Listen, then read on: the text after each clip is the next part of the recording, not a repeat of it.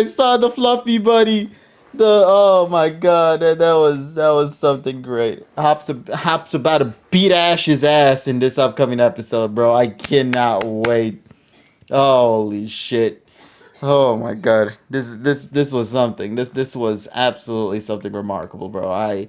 I'm excited for this. I'm excited for this upcoming episode. Let me just quickly come and just mention my thoughts real quick on the episode at hand.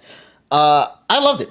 Let's be clear. I loved it. I think this episode did a really fantastic job in incorporating Paul's character back into the storyline and understanding why he showed up this time around. When you see him at first, you're kind of like questioning why is he here, but then he does go and elaborate a little bit further. It's like, oh, when you want to know more about Pokemon, you gotta learn about Pokemon just in general, and you gotta see how they grow, and you gotta see why they are the way they are. And throughout this episode, you're like questioning why is Paul wanting to learn all of these things, and then as you see the fight progress, it becomes a narrative to Paul's character of like how he slowly changed throughout the time since we've last seen him to current timeline. Because like if you look at the opening shot of 1, 2, 3, when you see Paul there, he still looks like he's his aggressive self. He looks like he's he looked like he didn't change. But then this episode completely does a 180 by showing you the growth of his character and the things that have been, set by the DP series when it ended. So to see that finally come to a conclusion in a way is remarkable. But to learn at the end of the episode, he's becoming a gym leader. He's becoming a gym leader.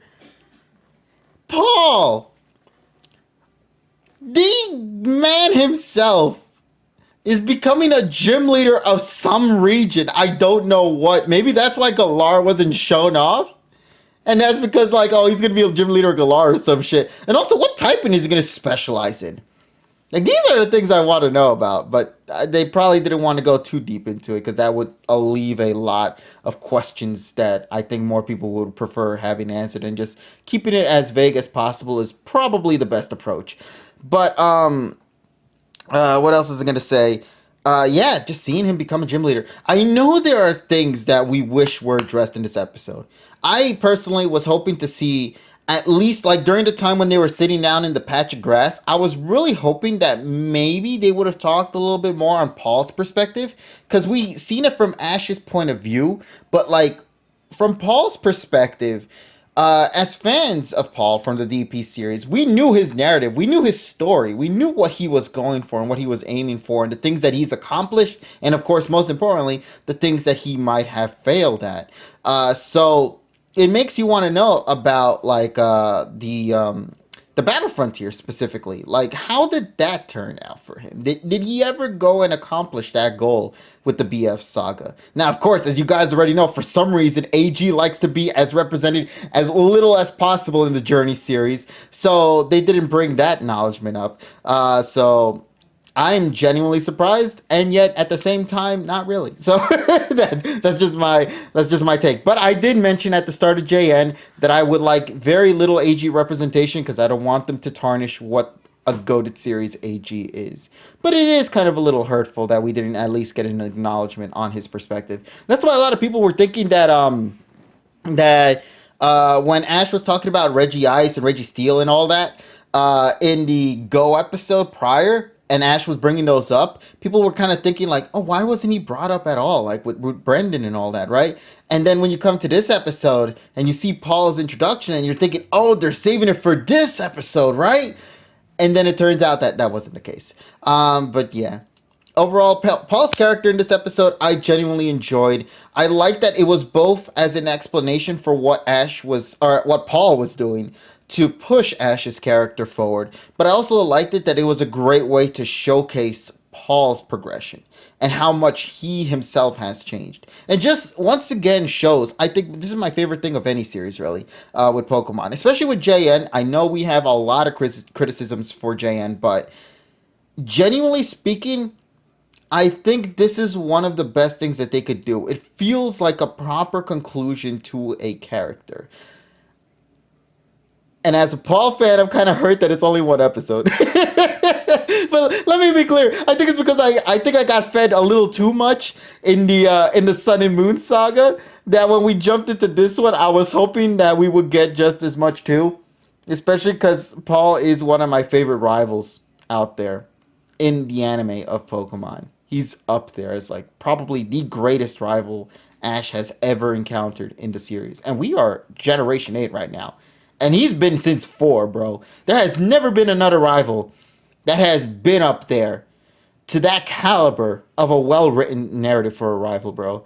So are you saying you were getting spoiled, KG? I was getting spoiled with Sun and Moon, I will admit. But I was hoping Paul would alleviate all that negative emotion I had with Dawn's return. Because you guys know I'm not really that much of a big fan of Dawn's return in this series. So I was hoping Paul could be the one to take care of the shit that we've been asking from Dawn's character and be like, no, let's make Paul the DP rep. Like, let's make him the face of DP. And I was hoping that would be the case. And I mean, we still got it in this episode. Let's be fair. We got it in this episode. This was a really solid episode. But like as I said, and it's just in general, like with any person out there, when you are a big fan of any character, the most you can always say, the first thing you'll always say, 100%, is, I hope we get a lot from that character. Hence why we could say the 2-parters or 3-parters, you know what I mean? But for what they brought in one single episode here, right now, what we got to see, I really genuinely believe this was good. This was solid. Made me smile all the way through. And as you guys can tell, I've been talking only about Paul's character in this episode so far. And I'm saying I love it. But let me just speak about the magnitude of just his character's presence that I haven't even brought mention of Ash's other Pokemon. Who, let me be clear, are not bad things about this episode. In fact, I loved them just as much. They were great to be there. The little snippets we saw of them, like when Lucario was training with Halucha, bro, I have been asking for that, and I'm so happy that was there. Or when Dragonite was flying by with the other dragon homies and the flying homies, and then you see my boy Suba, I'm like, oh my lord, it just made me so happy. It made me so happy. And this is what I've been liking from this episode thus far. It's just smiles. I genuinely want to ask, for those who are big fans of Paul's character, I really want to know, for those who are like megaton fans of Paul, were you satisfied with this episode? I really, really want to know, because I may be a big fan of Paul, but I know that there are much bigger fans out there, and I really am curious to see how people feel about Paul's inclusion with this one.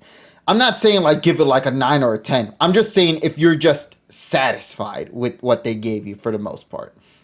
So for the most part, satisfied. Okay, that makes me glad to hear. So. Yeah, for majority, it seems people were happy with it. Yeah, sometimes keeping it simple and safe, Polly, is probably the best approach. I'm very happy to see that. Also, Rodamdex, what the hell is that image right there? I'm kind of curious by that. Jesus Christ. But anyway, yeah, so overall, good episode. Good episode. Good episode. Let's get to it then, chat. Apparently, there was something else you guys were mentioning, but I did not get to see it at all. KG, there is a Masters 8 video showing the matchups. Oh. Oh. Oh. No, wait. No, hold on. I'm not watching that one just yet. Hold the hell up. That trailer... You're telling me they showed what the Masters 8 lineup is going to be? Like, the brackets. Like, who's fighting who versus who. All of them. Okay, hold on a second. Let me make predictions real quick. Hold up. I got I got a pencil here. Let me just write this down real quick. So I want to make a prediction real quick. I want to see if my predictions will match the lineup that could be in this thing. All right. So we're gonna see if maybe what I'm asking for will be given to me in this announcement, because I'm very curious about the bracket. You have to understand, there's only 8 trainers. Therefore, at max, we are only going to be seeing 1, 2, 3, 4, 5, 6, 7 matches, I think, at total. I want to say there's 1, 2, and then those will fight with each other, which is 3. And then on the other side will also be 3-2, and then the finale, which will be the last 2 ones that were remaining. If it's a bracket, that means it's going to be structured 4 on the left, 4 on the right, and they're going to meet up in the middle, and then whatever is in the middle are going to be the last 2, and then yeah. So that's going to be the thing. Okay, so with that being said, I'm going to go and create a bracket right now. And we're going to try to see if we can predict, or at least I can predict, because I'm assuming you guys already seen it. I'm curious. I want to see if I can legitimately nail this one. I legitimately want to see if I can nail this one. So give me just a second, chat. We are going to set this up. I really got to know if this is what I think it could be. So we're going to take what I can get. Okay, chat?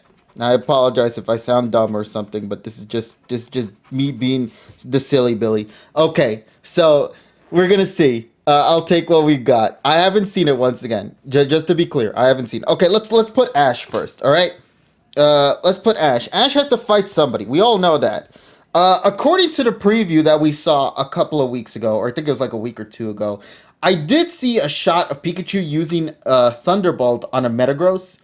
So I'm assuming Ash is gonna fight Steven Stone at some point, but I don't know if they would put him at the beginning or if they would put him as like the second matchup. But given that we're trying to figure out how this lineup is going to be, I'm going to assume that the Pikachu versus Metagross fight that we saw is probably going to be the beginning match. So that's the one I'm gonna think is gonna be. So Ash versus Steven is going to be one of the matches, is what I'm thinking is gonna be.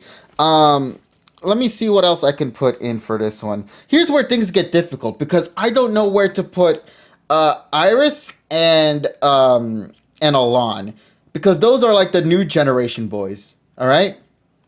So the new generation boys, I want them to be on the side where Leon is at.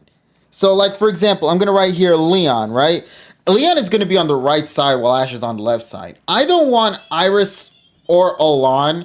Actually, maybe Alon actually should be on the left. But I don't want Iris to be on Ash's side. I want Iris to be on the opposite end. Just because I really am curious to see how far she will go. And hopefully she goes further than what we expect. Like, I hope she loses to Leon, but I hope she beats somebody. So... Iris not. Wait, did I say Iris is a boy? Oh, I'm sorry. I didn't mean that. I was probably referring to Alon, but wow, my genders is just going lately. So I apologize on that. But Iris, I wanted her. I want her to be on Leon's side of the bracket, while I want Ash's side to be without any of the rivals that we've seen before in the past. So like Alon, Iris, I don't want any of their inclusions whatsoever on that side. But they have to be there though. That's the thing though. Somebody has to be there. I know a lot of people were thinking that Alon was going to fight Ash at some point, which would explain why Ash Greninja was never shown in that like preview shot we had a while back. Remember when they referenced Greninja's story and Greninja was on his base form? But in that fight, in the screenshot they used, that was when he was in his Ash Greninja form. So people are thinking that that will be saved for a later point.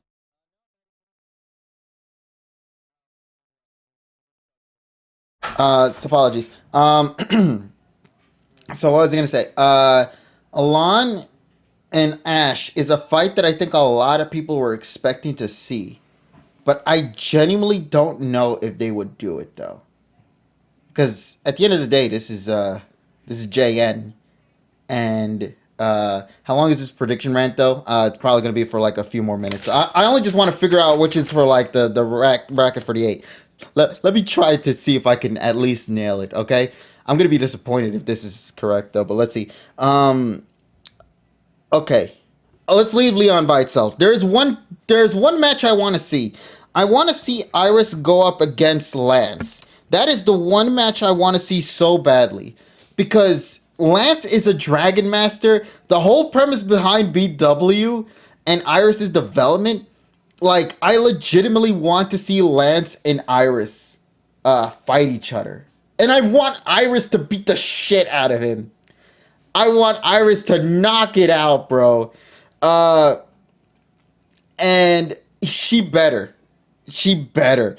Like, that is such a good narrative progression. Like, even like we all know Iris is gonna lose, but you gotta give her a goal that makes it so satisfying that when she gets there, everybody will be clamoring with joy, bro.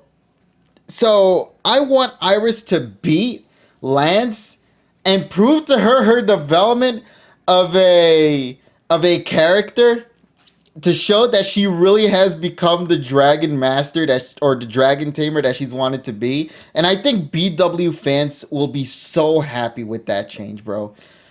So we gotta see that. We gotta see that. All right.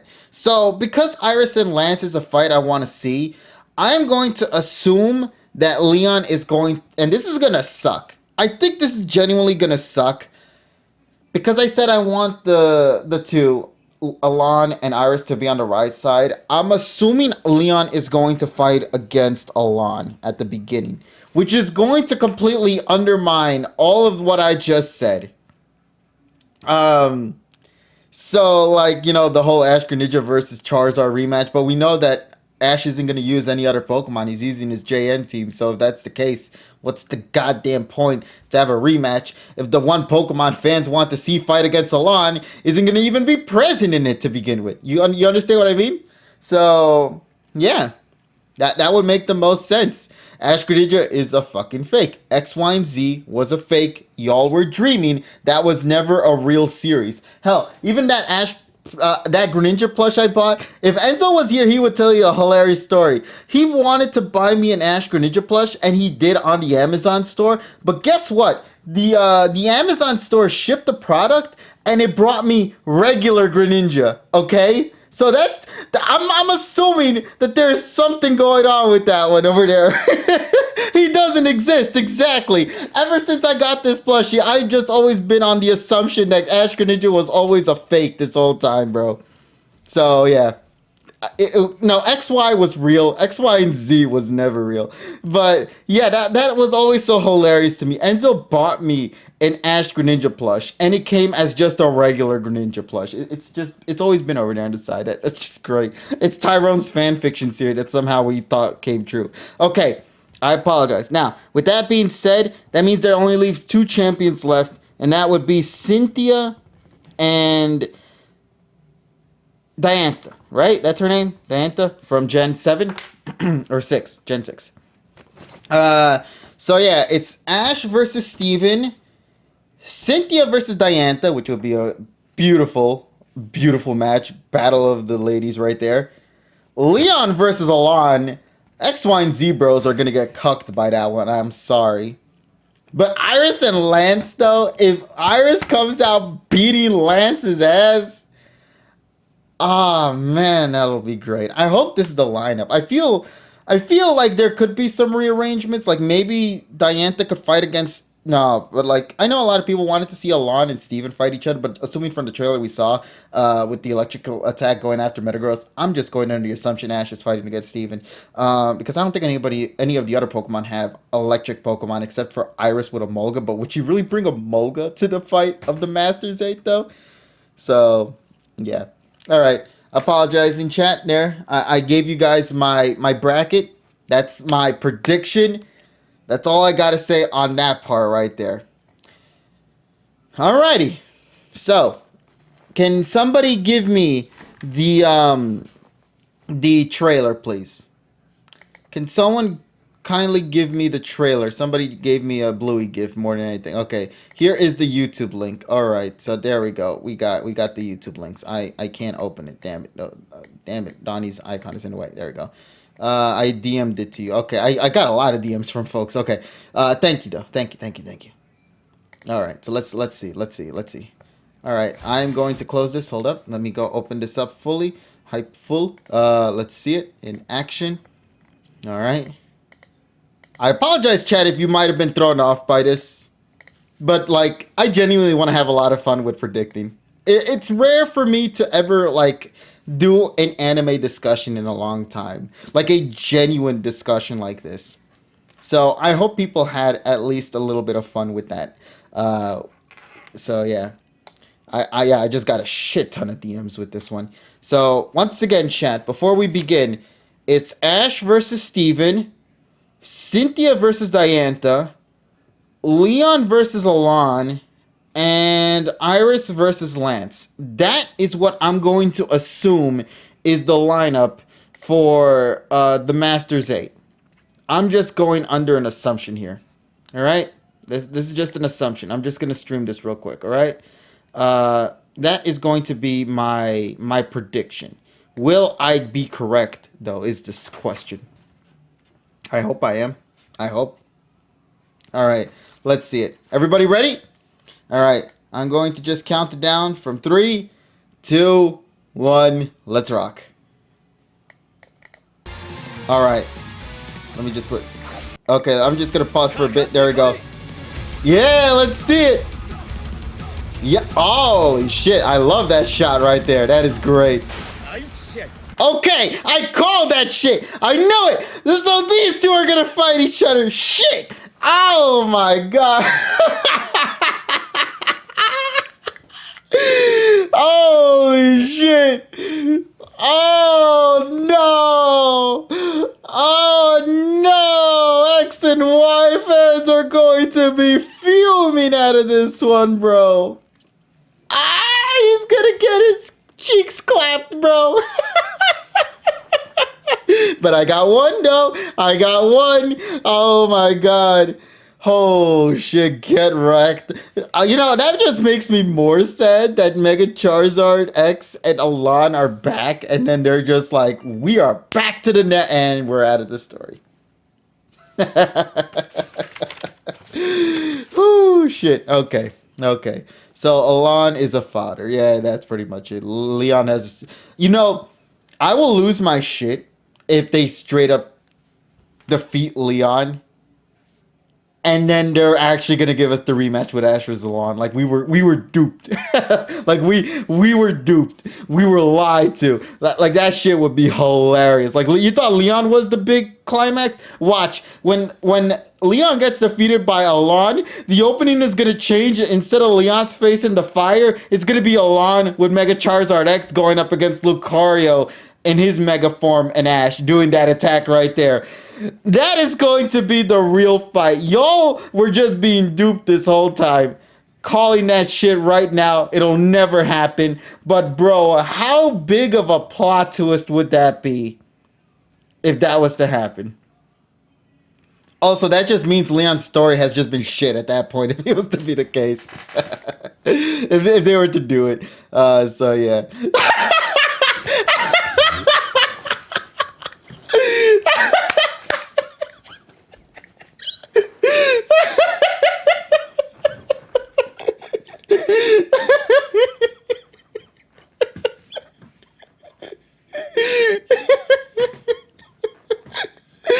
Okay. Oh shit, it took. Put my land a lot in there to lose to the grape flavored asshole. Never loses. Oh my god. All right, let's see the next matchup. Hold up a second. I apologize. We're gonna go at it. We're gonna go at it a bit at a time. All right.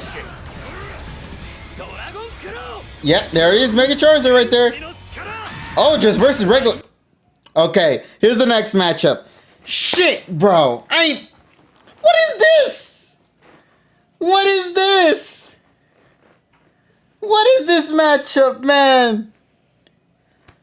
Who asked for these two to fight? I wanted Lance to get his cheeks clapped by Iris' dragon Pokemon, bro.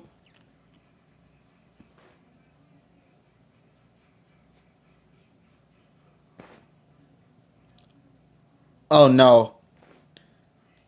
Oh no. Oh no. Oh no. Where did they put Iris? Oh my god, what did they do? No! No! No! What did they do to my girl Iris? Hold up! Hold up a second. Hold up. Wait, that Dragonite was against... Oh yeah, he does have another Dragonite. Jesus Christ.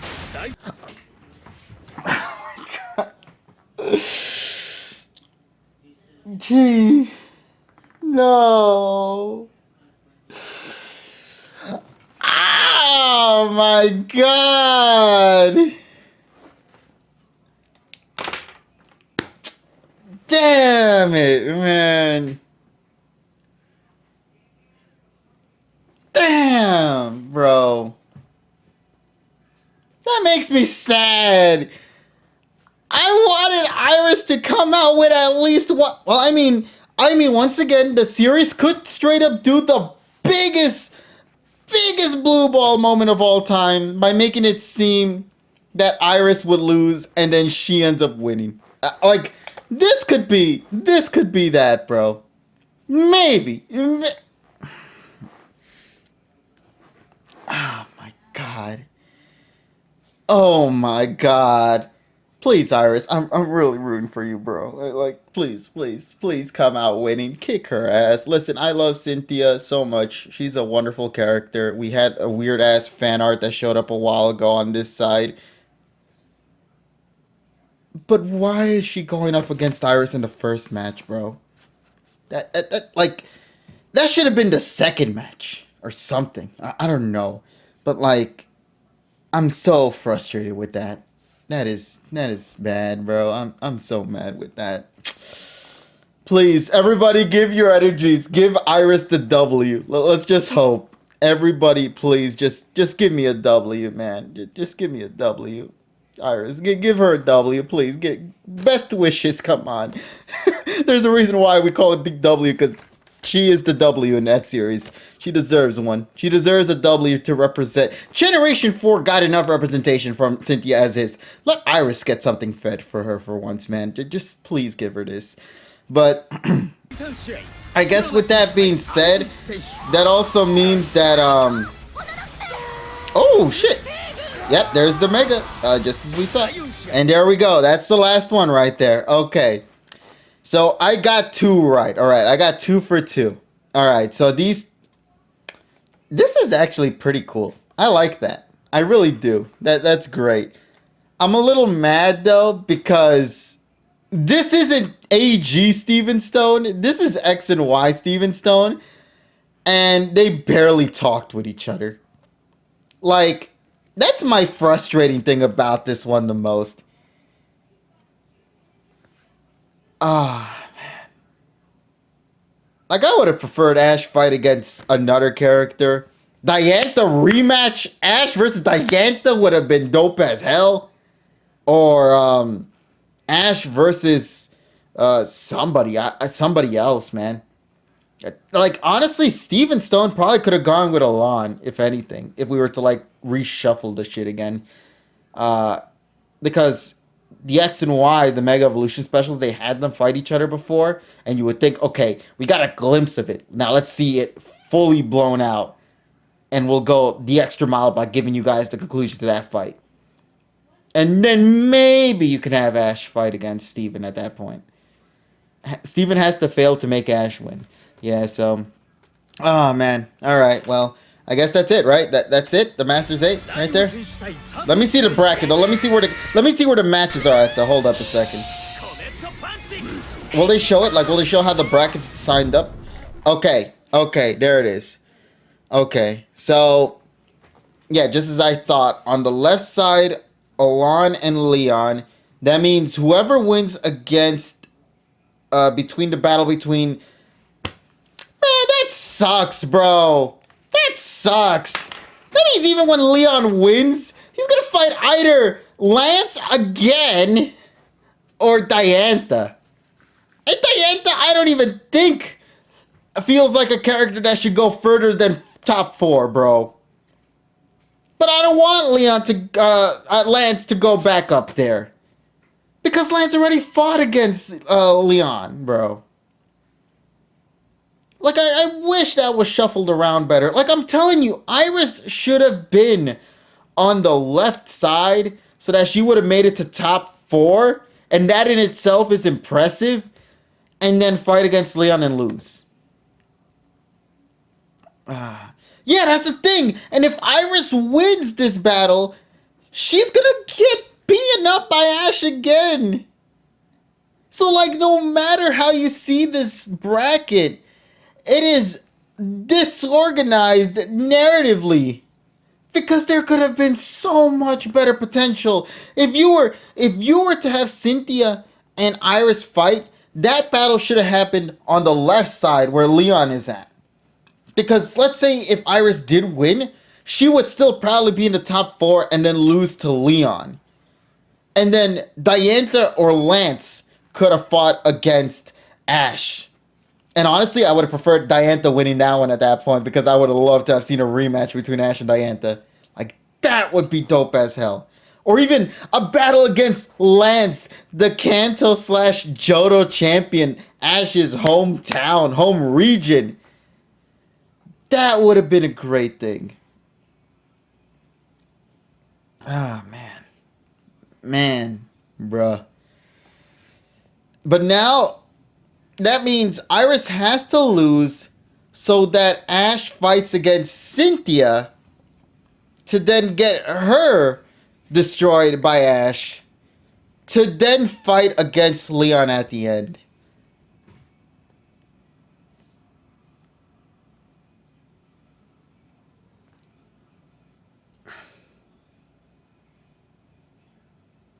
Is it like I'm genuinely curious? Is this bracket like at all favorable? Honestly? Like, I'm curious. I'm really curious. I'm really curious. Do people find this bracket lineup and the characters versus selection to be on the favorable side at all? Just out of curiosity. I really want to know what people have to say about this. Yes or no? Do you see this bracket as favorable? Because as you guys can tell by my opinion, I am a little hurt by this. I'm a little hurt by this. Wow. No. I felt they just did a randomizer. Damn, there's so many. It's too damn predictable at this point. I think that's the other thing, Nessa. You bring up a valid point. Because we all know Ash and Leon are going to be the finals. That's the truth. Everybody knows about that. So at that point, you want to make the matches leading up to the final 2 to be memorable. To get to that point. To make that such a satisfying battle at the end.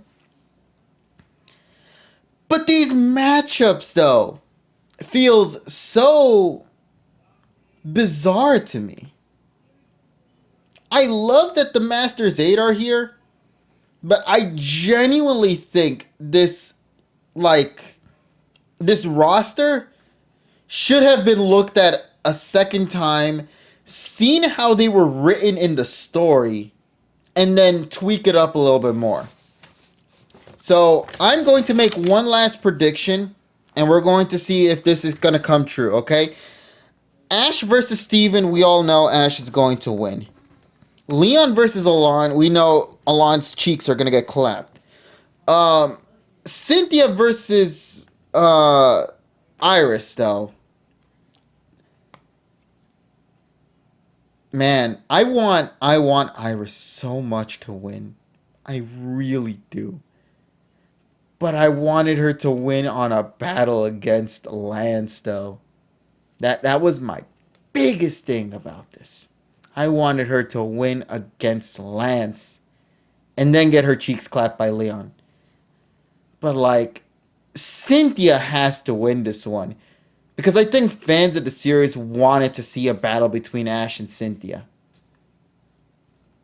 And that will be a new experience that will be in JN rather than a rematch between Iris and Ash.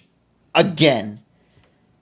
What is it with you and cheeking claps? I don't know. It's just the term everyone's saying lately in the Discord chat if you take a look over there. So I'm just mimicking their words. They're teaching me bad things, guys. That's just the truth. And I'm just kidding. They're a lovely group of people. Iris versus Lance. No, I'm sorry. Iris versus Cynthia. Cynthia's gonna win this one. I'm sorry. Cynthia's gotta win this one. And then that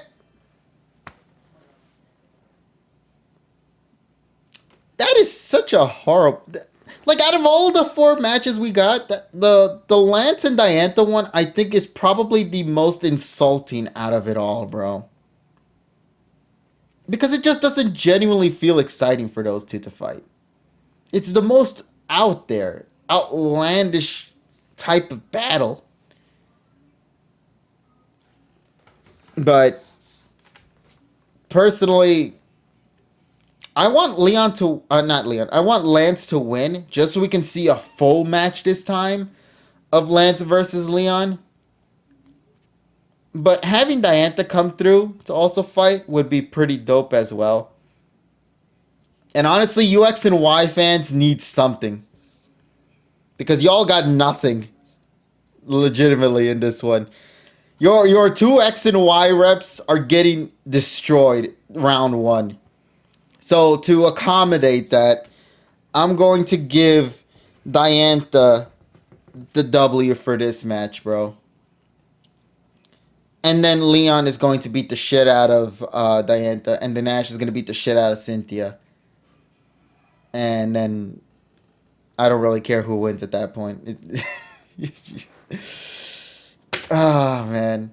But see, I'm rather happy, Polly, that AG got nothing because that means they didn't hoe us. Whereas X and Y got something, and majority of the time, they got themselves with the short end of the stick. Like, think of it like that, bro. Think of it like that. I'd rather prefer nothing than something that completely, I guess, negates the many things that the series has tried to build upon. Alright, I think we're done for now. We will now move over to the stage, and we'll go and hear from the opinions of others. To those asking for Hisuian Snow, we will be watching that. Don't worry. All right, there's like a couple of seconds left, right? Let me see. Oh, that was it. Fuck. No, that was the short. That was the shortest ass remainder of our shit, bro. Oh my god. Okay, so everybody, move your butts over to stage. I'm done. I'm gone. This stream is pointless. Oh, what do you mean, Phantom? Good lordy, good lordy. But yeah. So I'm curious if you guys want to hear the commentaries from the community. Come on through for second hour. We're gonna hear the opinions of what everybody in this chat has to say. And I get the feeling that we're gonna be talking more. And also, actually, before we get into it, though, I don't want any of us right now. I want this to be clear with everybody that's going to be joining us on stage real quick. Do not talk about the bracket fights whatsoever. There is going to be a reason why I don't want us to talk about this, but we'll save that for the end of the stream. So for everybody that's going to be in the reaction review side of things for this week's episode, let's keep it at just the episode at hand. Because I feel like if we mesh the negativity responses that I've seen with the positivity of what this episode probably had in there, I feel we should probably save our inputs of the Masters 8 thing for a secondary thing. But I'll talk more about that when we finish everybody's reviews of this week's episode of PM 2019. Okay, because once again, remember, we all came to watch. I came to watch the Paul episode, and I want to mention once again, I'm happy with that episode. I really am. I think this episode genuinely had a lot of good things going for it. If you have negative thoughts about the episode at hand, that's understandable. But I wanted to just be kept for that episode and not necessarily for the episode and the preview. You know what I mean? I don't want the two to mesh with each other. I get the feeling because I'm seeing the stage right now that there probably will be one person in there who will probably get mad at it. So let me just leave this call right now. I'm curious how this is gonna happen. The last time this happened, the negative commentary got out of hand. It was not pleasant from another night. That's why I'm saying we're gonna be talking about just the Paul episode, so we can make more focus on the thoughts of Paul's fights than the Paul and Masters 8 lineup, in my opinion. In my opinion. That's just what I want to see. And I hope you guys can understand it. But once again, we'll get to it soon. Let's get to it. I'm going to hop into the call right now. We're going to go and talk with the homies. We're going to see what's going to happen after this. And then we'll watch the Hisuian Snow after these commentary messages. But I want to chill and be silent. Oh, you can still hop onto the stage, Polly. And you're not going to be talking. You're just simply going to be hearing everybody else's conversation. Would that be okay? That's the whole premise of the stage. We won't invite you into the call if you don't want to be. But if you do, you could just stand in the bottom right there and just be a listener rather than a commentator. That's the beauty of stage. That's why we love stage. It keeps everything organized for everybody. So that way we don't have 17 people talking over each other at the same time. Thanks to the suggestions of Emmy and the Discord community for coming up with that mindset of using stage properly like that. So with that being said, I'm going to hop into the call right now. We're going to go and see how things shape up. Meant to be and we're going to hop from there. That All was right. their intent. Okay. All right. So there we go. I'm in now. How you all doing? I apologize for taking my time on this one. Wait, why is everybody just suddenly leaving stage? I'm assuming we're gonna let Emmy and Tyrone take the opportunity to go and talk first, and then we'll pass it on to the rest of the homies as well. So yeah.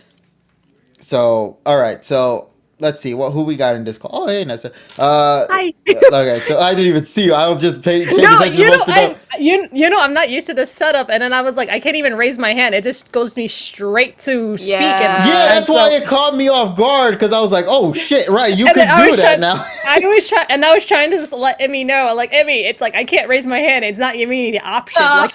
Yeah, I have to play around with that afterwards. Yeah, we found a way to deal with it last time. I know, so I'm sorry, but that's why I was like, okay, it was like whatever. It's okay. So once again, I can assume that these that are in the call currently, to Emmy, to Nessa, and to Tyrone, I'm getting the feeling you guys are going to also want to talk about the bracket. I want these three because I know for a fact they might not be around for the second announcement for the thing I'm going to be talking about after.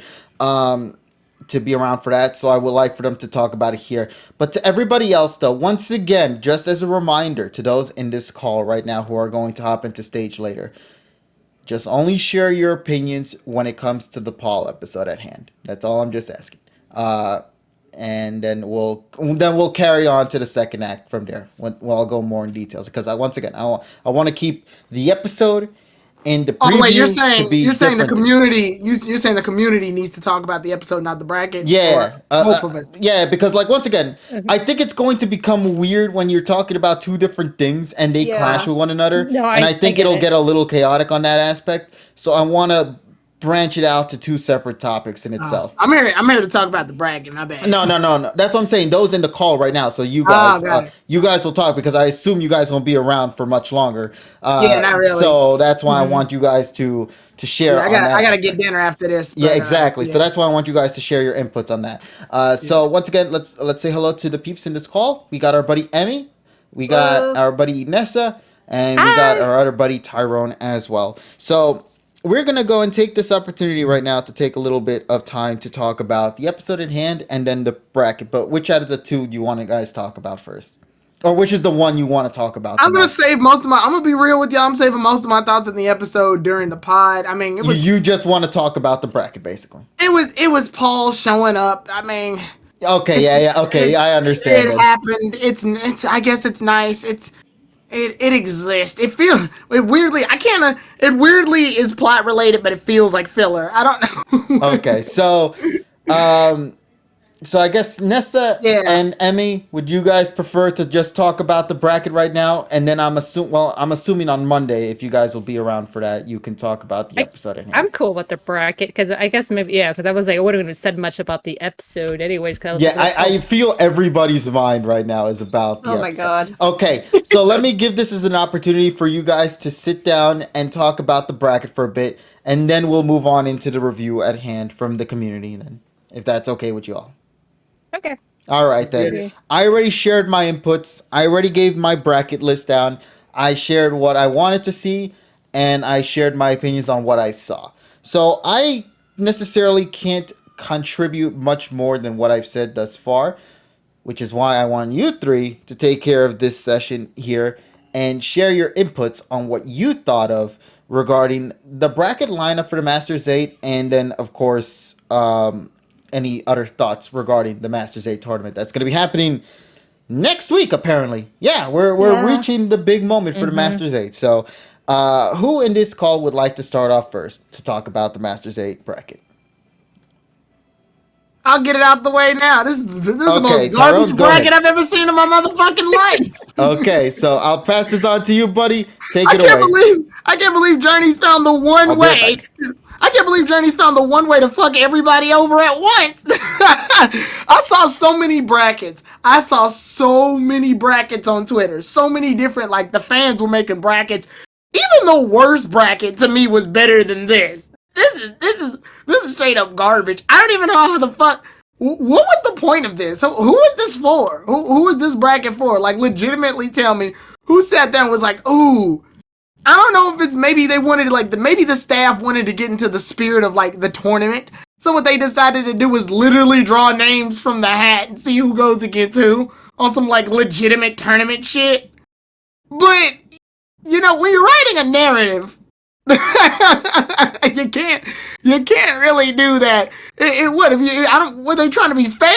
Were they trying to be like, oh, it wouldn't be fair if we fix the matches so everybody gets who they want, so we have to make this bracket that is realistic in a show where two of those characters can't lose until the very bitter end of the fucking tournament. So it's like, who is this for then? You know, Ash and fucking Leon can't lose to anybody except themselves. So whoever you put them in is doomed to lose. That's 2/8 of the entire that's 1/4 of the bracket right there. So what was the goal here? Were they single-handedly going, let's try to find a way to piss everybody off at once? Between this and Ash not using his reserves for the tournament, y'all, I'm sorry, y'all got hoed. Y'all got fucking hoed, bro. Yeah. Y'all got hoed. I can't believe Ash took a picture with these motherfuckers going, I'm not bringing y'all. Like, oh my god. Oh, this is so stupid. I can't believe Ash literally just said fuck everybody, and then the tournament said fuck everybody. Yeah. If I had to make up a roster just right off the fly right now, it definitely would have been the first match would have been Leon versus Diantha. The second match would have been what was it? Because I wrote it down. I think it was Leon versus Diantha, and then after that, you would have had fucking Iris versus Lance. After that, you would have Alon versus Steven. And then after that, you would have Ash versus Cynthia. So obviously, Ash would beat Cynthia. Alon would beat Steven. And then you'd have Leon beat Diantha because nobody gives a shit. And then you would have Iris beat Lance. So then Leon can beat Iris. And then Ash can beat fucking Alon so that everybody can have their crybaby fucking rematch. And then Ash can just beat Leon or Leon beat Ash, whatever order that decides to go into. That's just, and I just made that up. I was writing that shit down on a sticky note as we're talking. So, I can't believe me doodling on a sticky note is narratively more fitting than whatever the fuck this is. Steven versus Ash? Are you fucking with me right now? Yeah. I don't know if you guys saw the thing I just posted where somebody posted this on Twitter, so it's not my joke, but it was funny. It was Ash going, "Hey, Steven, remember me? You saved my friend Max, and we also saved the world in Kalos." And Steven goes, "What? Literally none of those things happened." And Ash goes, "You're right." Like Steven just doesn't remember who the fuck Ash is. Why Lance versus Diantha? Who the fuck thought of this shit? What? What? Why? I don't even think these two have met. They don't even know each other No. exists. We I never don't- even fought. Who's Iris against Cynthia? This is man. Yeah, You know, that's that's oh, old. shit. That's old. And Shit. I mean, because Iris is hold no matter which way she goes. If they want to do Diamond and Pearl representation to sell their funky ass Diamond and Pearl game, that means Iris has to lose. But if she wins, then she just gets her butt clapped by Ash for the third time. She lost in the PWT. She lost when she invited Ash to the super class, and she's gonna lose again in this fucking plot required tournament. This girl's about to lose 3 fucking times. We get it. Ash is better than her. You don't have to keep putting this girl through this punishment. I'm sorry. If you an Iris fan, you got hoed. You got fucking hoed. You got hoed hard. We gotta make sure we never tell Terrell about this. Oh, I was gonna immediately tell him about it. I'm calling him right now. Call him in the call. Oh shit. Yeah, let's go. Hold up. Give me a my second. God. Just for y'all. He's probably doing something important, but I'm calling him just for y'all. Let's get it. You're gonna Everybody actually shut up. Just in call case him. if he doesn't know. Shut. Terrell. Ready? Okay. We're on a stream. I'm just letting you know that now. But did you see the bracket today? The Pokemon World Championships bracket. Did you see it? Oh, put it in speaker or something as well. Cynthia, Leon versus Diantha, Ash versus Steven, and Alon versus Leon, right? Yeah, that one. So Iris gets hoed either way she goes. If they want to represent Diamond and Pearl, she's got to lose. She's got to lose to fucking Cynthia.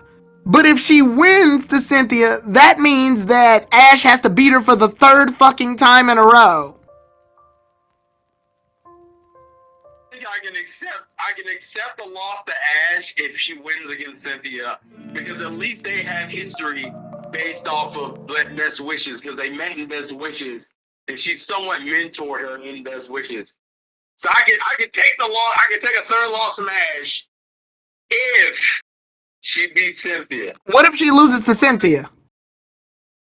What if she loses to Cynthia?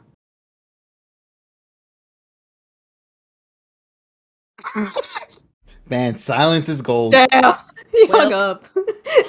No, he's still here. I know, just kidding. We didn't hear it from his Pure, perspective. it would be like click. And I'm like, fuck. There's no way, dog. There's no way. Super predictable now, because Diana's probably going to beat Lance, Cynthia's probably going to beat Iris, Ash is going to beat Steven, and Leon's going to beat Alon. They've made it less interesting the way they've gone about it. Yup. I'm sad. I'm sad. Oh, It's no, fucking they pre- made Terrell sad. No, It's- everyone's sad. Oh. It's too. I'm mad that they made predictable. Alon. They put Alon up against Grape Flavor Can't Lose, bitch. I'm so fucking pissed. It's too I fucking saw that predictable. shit, but I kind of agree with your tweet from earlier, though. Where you were like, at least you ain't got to deal with, like, the constant, get the rematch. Downside, he's going to lose in the first round. Exactly. Bullshit. Straight up. Why is Lance fighting against Diantha? Well, why? That's so fucking random. Diantha has, like, a disgusting advantage over him. He's a fucking dragon trainer fighting a fairy-based champion. That is ass whooping written all over it. Hold. Well, it's hold. It's hold. Well, we gotta let you go because I don't want to waste everybody else's. Everybody else has some talking points too, so I gotta let them go. I'll talk to you later. All right, see ya, Terrell. Hi, Terrell. Hi. Bye. All right, he basically, yeah, he took it a little easier than I thought he would. I think it's because he had time. well, okay. I think what he wants mostly is that Iris beat Cynthia at least. He wants her to at least get past round 1. That's his. He said if Iris loses, then he's just gonna cry in a tub. Oh. I Oh. think he's gonna be doing that. He's get my gonna be boy like up. in Spider-Man Into the Spider-Verse where he's just crying with his suit on and everything. They did my boy Alonso fucking wrong. I'm about to throw a fucking desk. But I made a tweet about this earlier. I said I'm gonna take solace in knowing that based on his win streak, it took the strongest trainer in the fucking world in order to bring him down. That's the only way I'm trying to cope with this right now. Oh yeah, because technically he never lost, did he? Yeah, he never lost. Yeah. It took the strongest trainer in the fucking world to bring him down. I can live with that. I actually was not mad. That makes sense to me. I just mad that he lost in the first fucking round. That means, he shows up. Oh, he's eliminated. Go home. Like, the And also, shortest he's fucking the first eliminated. Yeah, exactly. Man. Also, to be in a happy note, Tyrone, at least if we truly get Ash versus Alon, because I was like, to me, if the matchup would have happened, it would have been without Greninja, because Ash is not using his reserves. I didn't care about any of that shit. I didn't care about that crybaby ass rematch. I just wanted Alon to at least survive round 1 against Steven so they can finish the fight that they had in Mega Evolution Act 2. That's all I wanted. And they had Alon and Steven have a little bit of a bromance any fucking way because they fought the legendaries together. At least we won't see Steven versus Alon, sadly. Yeah, man, I wanted Alon and Steven to fight so bad. I was like, this is it. This is the Mega Evolution fight. I fucking want it. Nope. Journey's decided to single-handedly shit on every last person. I can't believe they that takes creativity to make a roster that pisses everybody off. Yeah. I don't even know how you do that. How do you make a roster that single-handedly pisses everybody else off? Bruh. Man, it's so bullshit. It's so bullshit. Between that and Ash not using his reserves, y'all, you guys lost. We lost, bro. We lost. Everybody lost today.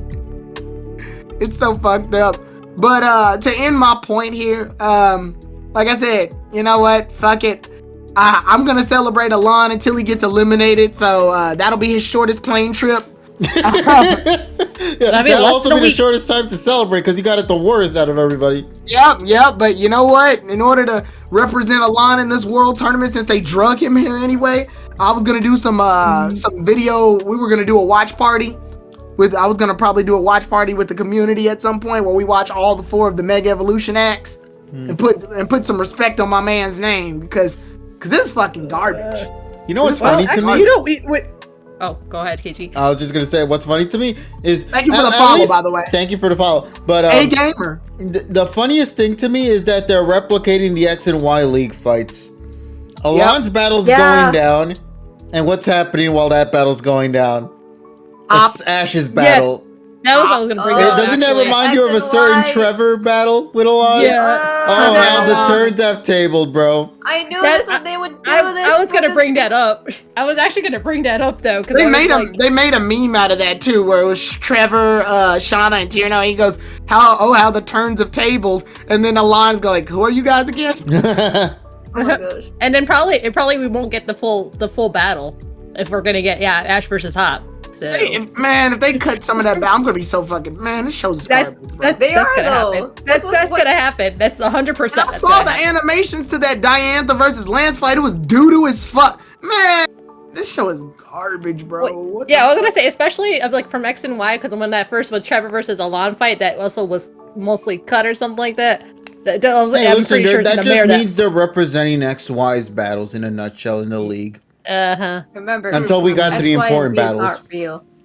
Which makes me sad because Alon didn't deserve that.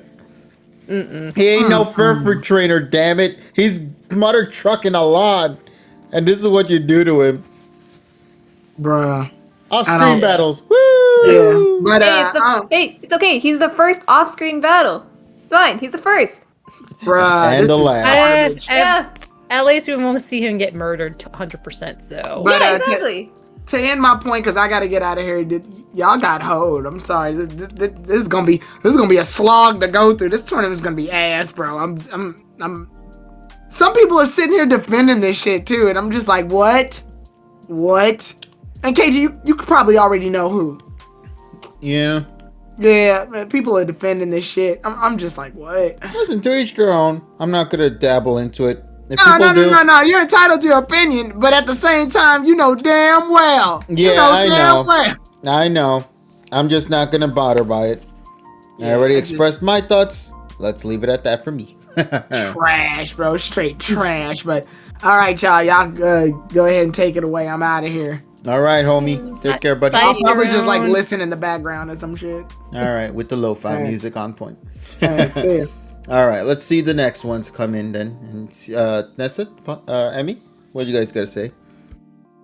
I was like, let's just say I'm not surprised at all. I actually came from the very beginning, like I didn't get a damn who matched up with who. All I asked is just like, just make the battles great. Show me why they deserve to be in the Masters 8. Like, they better be fighting their fucking lives. That's all I was asking for. So, when I saw that matchup this morning, I was kind of like... I actually knew about Alam versus Alam versus Leon a couple days ago from the other server. And when I saw that, I was just like, well, okay, I am happy. I am not too mad about...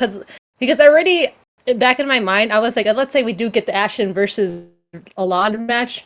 Like, everyone that wanted so badly, but I guess to me, I always saw, like, from that battle, it was, like, more so, like Greninja's loss, if anything else. I don't know, that's just me. And then, so seeing an Ashen's not using his reserves and not using his, that means he's not gonna use Greninja. So to me, if that happened, to me, it would have felt empty. So then... And I'm pretty sure if that would have happened, we probably would have been people bitching about, what? Ash didn't bring out his Greninja and his reserves, probably more, so... So that was my initial reaction, but I remember people were raging so much, and I'm just like, Jesus Christ. All I can say, so that I didn't care, but then the other ones that got revealed today, I was like, really? You just made this fucking... Masters 8 too damn predictable just with these lineups. Like there's no high stakes or anything, and it's kind of like obvious from like the history and everything who's gonna win, because obviously I think, like I mentioned earlier, like Ash versus Leon is gonna happen regardless. So whoever's like getting fat, like, so obviously whoever's fighting Leon, he's obviously gonna win. And then Iris versus Cynthia was one of the ones I wanted, but not in the first match. I wanted it in the second match, but you can't get it all. But from that matchup, I could see some sense to that one, because Iris and Cynthia did interact in Best Wishes, but knowing that, I think from predictability, like Cynthia had like a better record of winning battles, so I'm just like, okay, so that's a given. But then Deantha versus Lance, what? Why? I'm just like...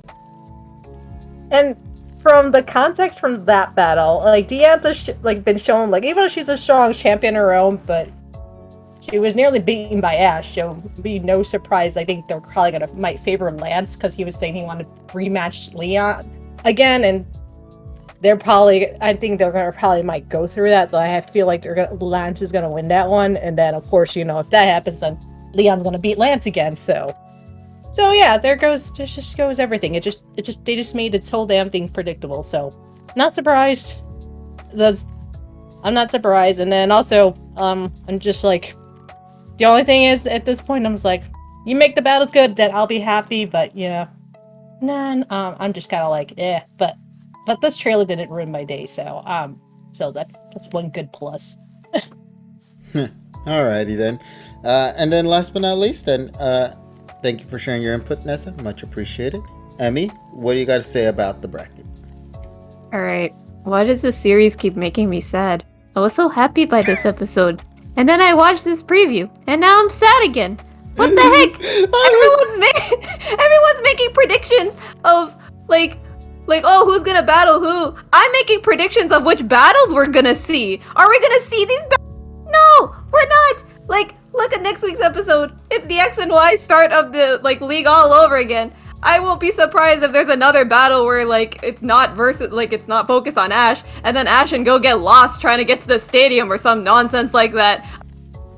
I really wouldn't. Oh, these matchups. Oh, how are they so bad? How did Journey's He's gonna get lost and he won't be found until the finals. Exactly!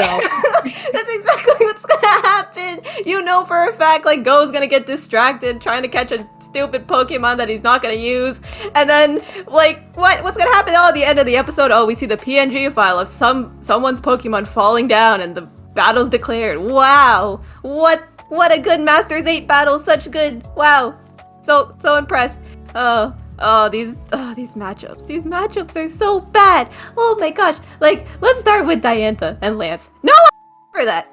They don't know each other. They don't know each other exists. Alright? They don't even know what region they're from. Alright? Okay, like, why? It just doesn't make sense. I would have preferred, like, Ash going against, like, Diantha. That would have been cool. That would have been nice to see. But no, we just stick these two together. Leon versus Alon. Honestly, I'm kind of with Nessa and you guys as well on this. I didn't want Alon to go up against Ash. I never wanted that, just because it wouldn't have felt the same, because Ash wasn't using his Kalos team. So I'm happy that Ash is not going against Alon, but also to put him against Leon. Damn, this man's about to get clapped so fast. Yeah, legit. And the worst part is, because we know how next week's episode is gonna be with Ash, like, battling Hop on the side, we're not even gonna see this battle full on, like how you guys were saying before. It's like a Trevor situation, so great, there's that. Cynthia versus who was it? Iris. Iris. Oh no! Oh, my girl Joker in the chat. I am so sorry. She loves Axu and then Haxers. So nope. That's it. It's over. That's over. I can't even say anything. And what Tyrone said as well. Either way, we are screwed, because if Cynthia wins, then like Iris, damn, that's it. It's over. If Iris wins, then she just gets stomped by Ash for a third time. So there's really no winning there. And also like, all that Diamond and Pearls like marketing right now too. So kind of like with since they kind of like more so view like put marketing up there. And then Diamond and Pearl still kind of relevant. Yeah, no, exactly. And the thing is, too, we know Cynthia's gonna win because of all that. Exactly, because of all that marketing. So we know Ash and Cynthia is gonna be a thing. I think people are looking forward to that battle more than Ash versus Leon.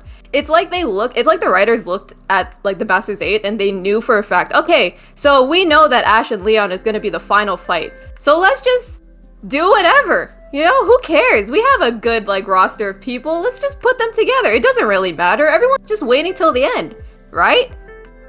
Right? No! That's not the purpose of a tournament! Oh my gosh. Like, even in today's episode, the battle was so nice. I'm like, wow, it's so nice to see a fleshed out battle again. Are we gonna get that in the actual Masters 8? Probably not. No, 100% no. In terms of the other, like, rosters as well, I don't know who else I missed. There is Steven versus Frank, help me out here. Steven versus Ash. Thank you. Steven versus Ash, that really doesn't make sense to me personally. I would have preferred Alon versus Steven. That would have been better. Because this is very predictable. Ash is gonna win, we already know that. And I believe that's it, unless I'm missing people more. I don't think so. No, you already talked about Leon and Alon, Cynthia and Iris, Lance and Diantha, and then Steven and Ash. Like, this is what I was worried about for this like Masters 8, is they put themselves on such a high pedestal that if they don't commit and if they don't fulfill the expectations that people are going to have, oh boy. This is and it's already starting out with this trailer right here. It's already not going in a good direction, at least for me, and a lot of other people too. So I don't know. I'm scared. I'm very scared. I'm very glad I don't have the bird. I'm glad I don't have Twitter. I'm never making a Twitter. This is just scary, dude, on so many levels. You know, like, for me though, this scene's gonna be rushed. That's what's gonna happen. They didn't want, since they're like, oh, we're already at time, so they're gonna try to rush these battles. Oh, 100%. And so that's why, like, that's why we're getting the bullshit light up that we're all seeing.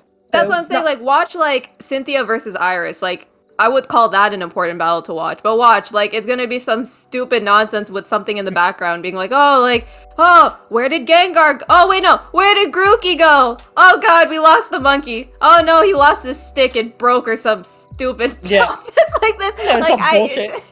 yeah, it's gonna be something like that. Like, mark my words, it's gonna happen for one of these, like, Master 8 fights that, like, they can't make it to the stadium or something for some stupid reason, or the power's gonna go out, or some stupid nonsense like this. Yeah. I'm already ready. But just to end it off here, why, Journeys? Why can't I just be happy? I just wanted to be happy. I was happy. What happened? We were You ruined happy. We were. I'm so sad. But yeah, that's my thoughts. I'm gonna go cry.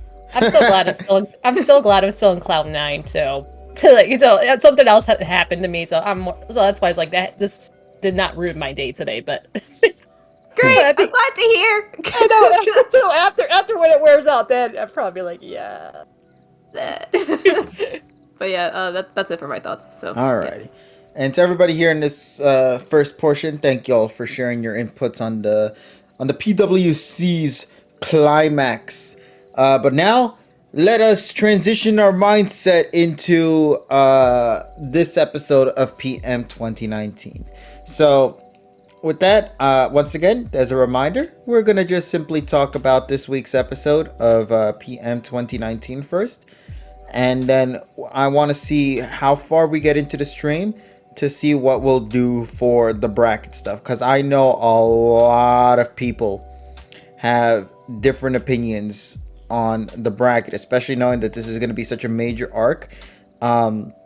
I know this is going to be a big thing that everybody's going to want to discuss. But I do believe we have to at least give some acknowledgement to the episode that's used as a build-up to this upcoming arc, which is this Paul episode. So we're going to talk about this first, and then we'll see where things go from there. For everybody, once again, we don't want to get it all mishmashed and whatnot. So I feel like there are some good points to this episode, and I don't feel like it would be good to mix the good and the bad all at once. So let's just, or maybe if you do have mixed feelings on the episode, it'll just be for that episode. All right, so I think that's going to be the best we're going to do. So I hope everybody's okay with that, and then we'll start talking about the brackets momentarily. So yeah. But I know everybody has their inputs on that. I at least want to give acknowledgement to the episode because the episode was a thing, folks. There was a 20-minute episode, and I feel we should talk about that. Yes. So I assume for Nessa and for Emmy, if you guys will be on the pod on Monday, we will share more of our review thoughts on it then and there for that one. So for now, let's go and give our community members the opportunity to talk about this week's episode in the meantime. So that's cool though. Yeah, so with that said, let's go see what they have to say, and hopefully they got some good words on this week's episode of PM 2019. So to everybody who wants to come on through tonight to share their input, go on right ahead, chat. As for me, I'm gonna stay muted. Emmy, I'm gonna let you take care of things for this one, and you will hopefully do the best like you always do, buddy. So thank you. I'll leave it to you then, buddy. Also, I know that there are a lot of people who aren't in the request to speak, and I'm assuming they also want to share their thoughts on the episode too. But they have to probably wait a little longer, or will they be the first ones to come on through? I'm not necessarily sure what you're gonna do for that, but I will leave it to you, buddy. So no problem. All right then. So I will mute myself now, and everybody else. Hope you guys enjoy what the community have to say about this week's episode. All right. So welcome to the community night. Yay! We get to hear our lovely Discord peeps and their reactions to this week's episode. Like KG said, we are just going to be talking about the episode today. So please, I know we're very excited / scared / upset about the brackets that were just revealed today, but we're just going to keep on the episode. Hopefully it's very positive because Emmy needs something happy right now. All right. Okay. So first up, we're going to bring in some peeps who we have in the request to speak. So we're going to bring in Rexu. We're going to bring in Talon as well. We're going to bring in Cosmic. We're also going to bring in Ty. That's going to be our first group. Woohoo! Hello, everyone. I'm gonna get going though, but you guys Okay. have fun. See you, Okay, Nessa. bye, Nessa. Thank you for your Bye. input. Bye, No Nessa. problem. Bye. Alright, okay. So I point to someone and you're gonna talk. Cosmic, go first. Okay, well, I was really excited because my favorite Ashmon was finally back, and that's Weasel. Weasel's my absolute favorite. I know it was Dawn's Pokemon first, but it's by far my favorite Ashmon. It worked so well for him in Diamond and Pearl, and to see him back just makes me so happy. Obviously he didn't do much, so he wasn't the focus of the episode, but he was still cute.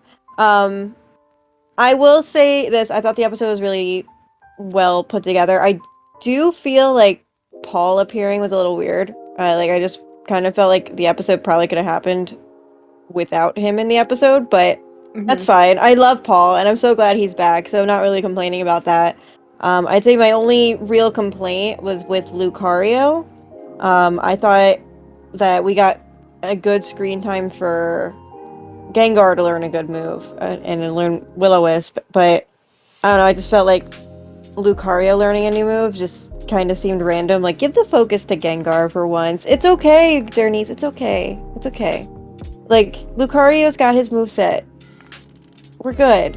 But no, Lucario had to learn a new move too, and they didn't even show him, like, getting ready to learn a new move, so I didn't see a need for it.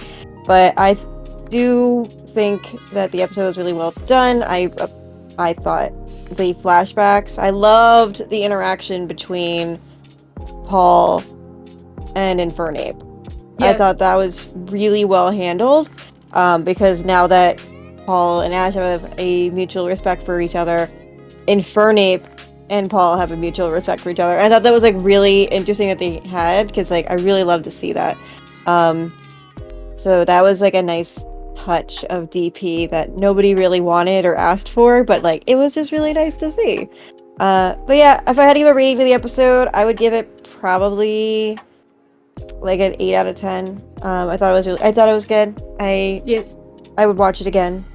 Same. And I do plan on watching it again, because like there's all this like hidden stuff in the background with the Pokemon that you don't catch the first time you watch. So I agree, especially with this episode, because literally like all of Ash's Pokemon are there, so it's like you have to look at like little tidbits in the back. It's very like Sun and Moon-esque, which I very much appreciate. So yeah, I those agree. are my favorite.